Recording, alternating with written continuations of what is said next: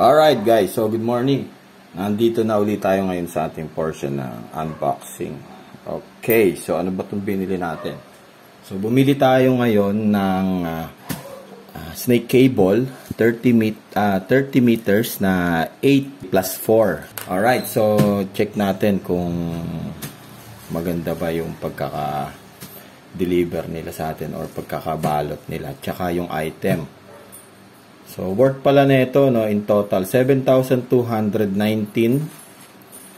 So, yan.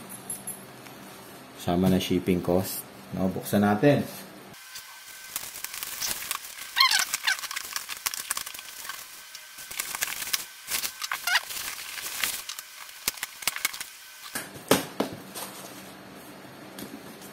May nakaipit na resibo. Actually, hindi resibo to eh. Parang airway bill.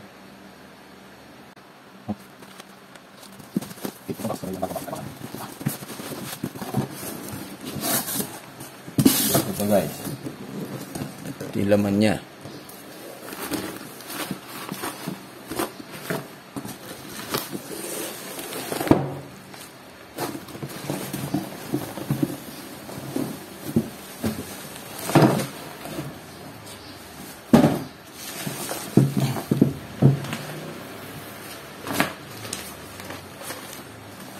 So, ito yung laman.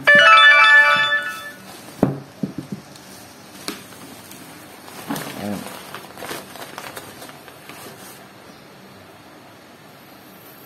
So, check natin to.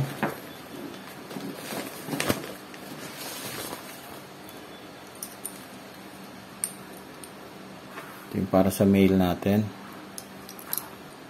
Ito 8, 4. Okay. Naman. Oh, shit.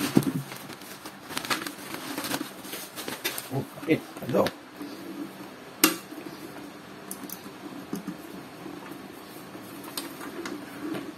Quality naman, no?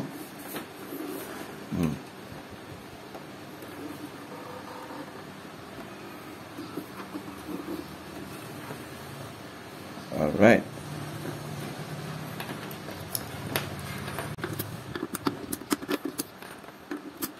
Pero dito na. Dito. Pwede dito natin kung dito natin. Nice.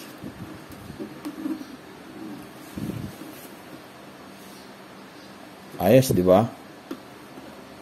Okay. So, ba't ba kami bumili nito or ba't ako bumili nito? Kasi usual na ginagamit ito, nasabi nung mga nakakaalam. Usual na ginagamit ito, no, pag malayo talaga yung tech booth doon sa pinaka main stage, no.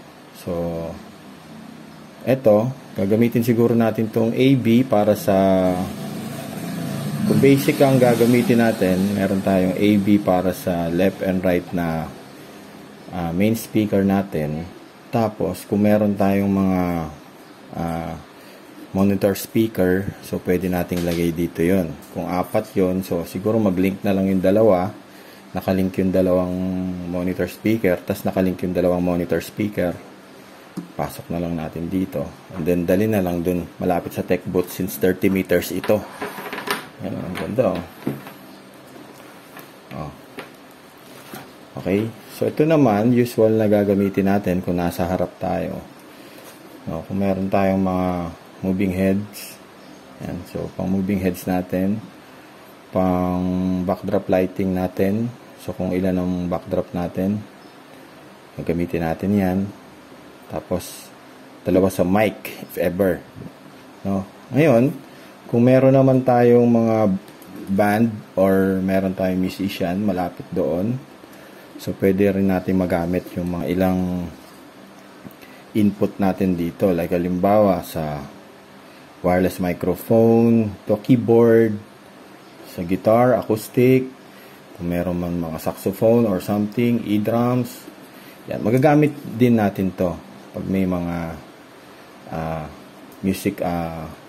musician sa harapan.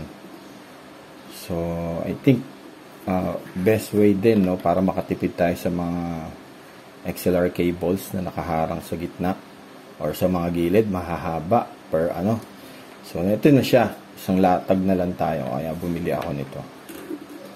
Bili na kayo nito, no? Ganda.